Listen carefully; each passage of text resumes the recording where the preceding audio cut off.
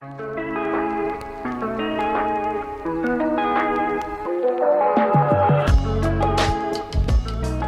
morning. We came to the neighborhood park this morning in the village, and it's about 8:30, and there is nobody here, which is really nice because we can let the dogs run around. I don't have to worry about Hopper being eaten by someone else's dog. And it is a gorgeous morning.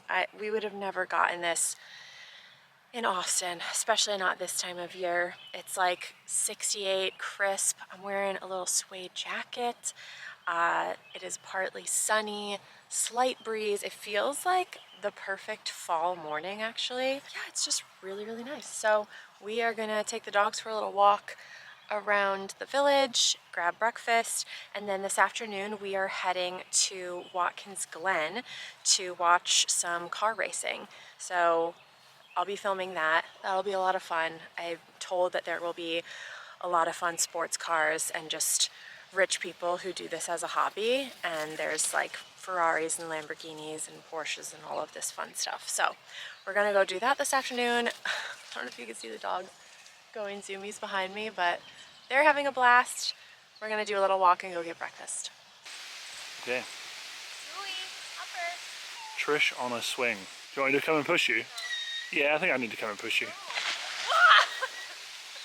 Trish is clearly out of practice. I'm gonna dismount. Ready? Not a good idea. At least we'll get it on camera. Wow, it's very good actually.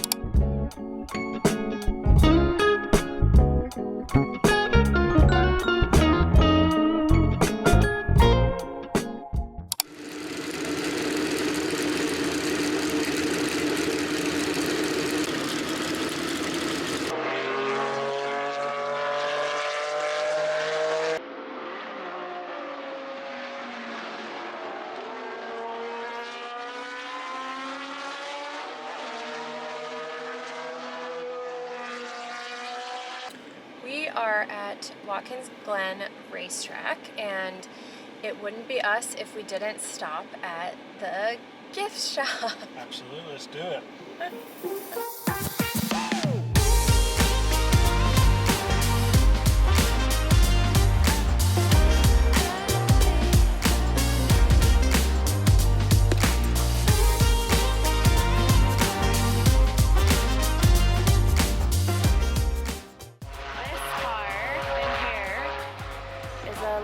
Winning car. It's built by Audi, and its engine is the predecessor of the engine in Sasha. But we are not taking Sash on the track today. She's a sensitive girl.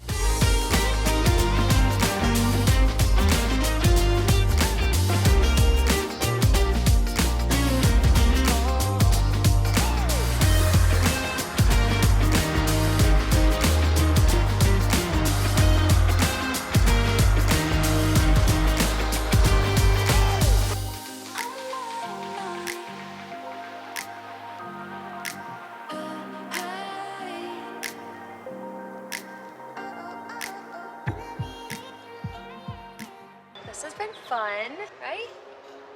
Very fun, yeah. Little Ewok. We've basically had this place to ourselves today, which is pretty cool. We've been like walking around, seeing all the cars up close and personal, met a couple of the drivers, owners, and we're in like a VIP area right now, watching the next race from very up close and personal. So we're gonna watch this one, and then we're gonna drive back home.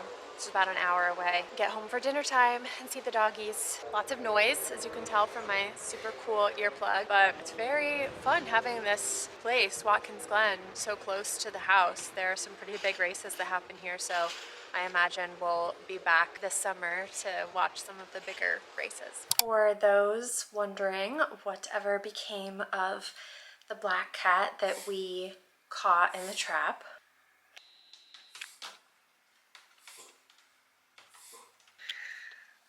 hi. His name is Theo, and he's very, very cool. He's very nice. He's cool with the doggies.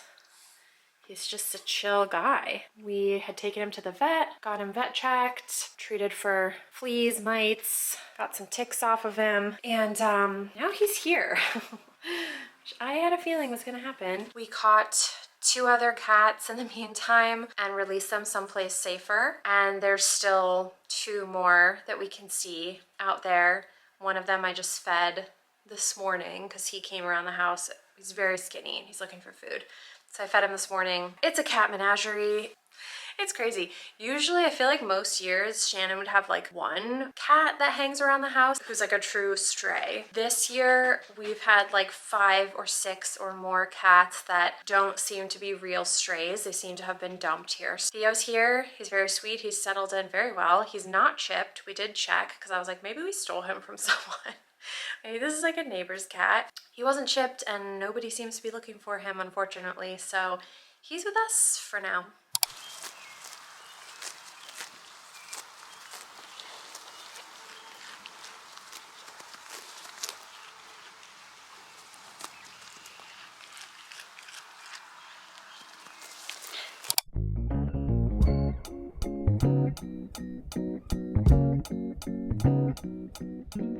Good afternoon.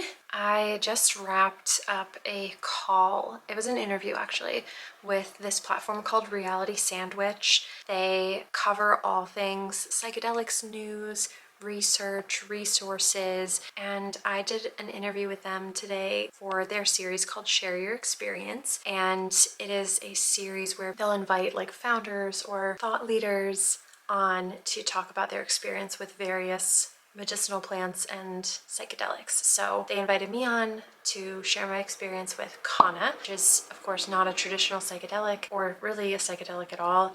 It is a psychoactive, it's an empathogen, it is a heart-opening substance.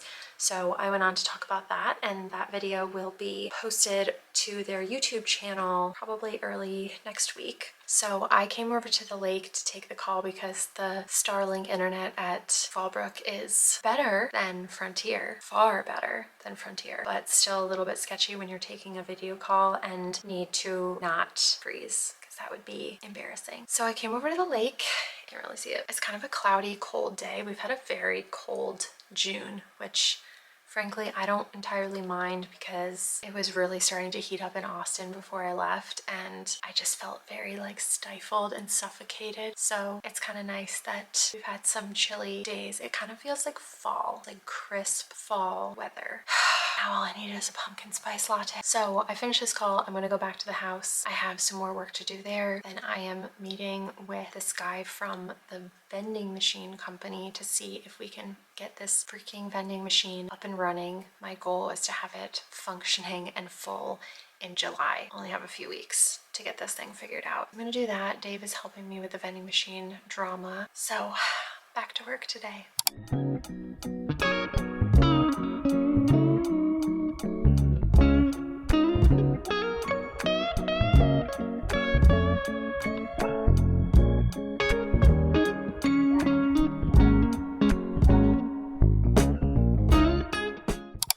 Okay, so it is a gorgeous night out and we talked about going out for dinner, but I did a podcast interview today where I talked a ton about regenerative farming, and it's making me feel like I really should cook at home with all the produce that we have. I am going to try to make some sort of creative dinner. I have been getting the ick lately from meat, specifically like chicken and beef, anything like that. Maybe it's because I've been watching too much Clarkson's Farm, but I can't eat meat right now.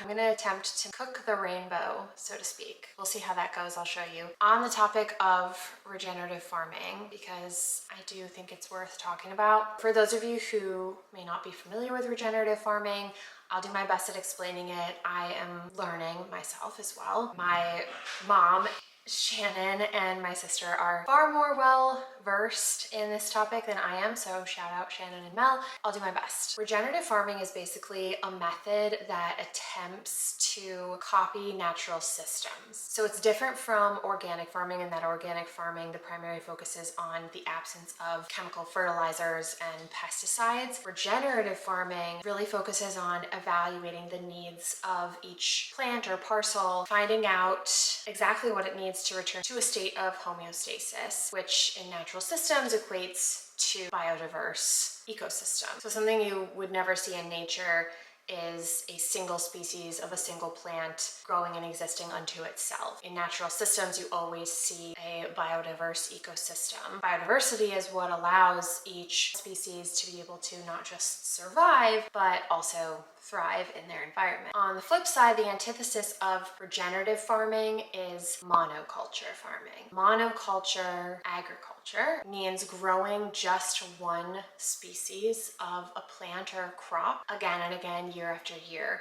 And over time, it is depleting the soils and destroying the microbiome of the soil. So just like we have a microbiome that needs diversity of micronutrients and minerals and healthy bacteria, as does the soil. Regenerative farming yields more nutrient-dense foods while also regenerating the health of the soil so that it can be used again and again to continue to grow and yield crops. And the incentive for farmers is that with regenerative farming, they're not spending on mass amounts of chemical fertilizers, and they get to continuously restore, improve, and maintain the health of their fields so that they can continue to grow and yield profitable crops and food. I think something that we have kind of gotten away from, especially those of us who've lived in an urban setting for such a long time, we've just been kind of like away from the land, is that no farmers equals no food. It's kind of the same concept of like money grows on trees. If you're not the one who has to work for it, you don't really have any connection to or visibility into seeing how the sausage is made. If you have no connection to the land, no connection to your local farmers, no connection to knowing and understanding and being aware of where your food comes from and how it is grown, you aren't going to care. But if the corporate agriculture and monoculture farming continues on the path that it is on currently, we will get to a point, or I should say the land will get to a point where it's like, I'm done. It's not going to continue to produce food for us. It will get to a point where those soils are so depleted that they're barren and they can't yield crops. And that doesn't serve anybody. It doesn't serve the plants, the animals, the insects, and certainly not us. I am learning more and more about this whole regenerative farming practice, and it really seems like one of the most, if not the most promising way forward as it pertains to agriculture, unless of course you prefer to eat your food out of vacuum sealed space bags, in which case that's just what I've learned so far. I sort of liken the practice of regenerative farming, based on just what I've observed, to the practice of holistic medicine or traditional medicine. So for example, watching the way that Shannon evaluates and treats her patients with traditional Chinese medicine or TCM is really taking into account the whole person, assessing them to identify imbalances in the body, stagnation in the body, excess heat, excess moisture, using medicinal herbs that are regeneratively grown to help restore the body to a state of homeostasis where it can sustain itself and thrive. And so the regenerative farmer is sort of doing the same and applying a similar process to the land. That's my observation on that so far. I am going to attempt to cook that rainbow dinner now. Not a chef, but I try, and I try hard.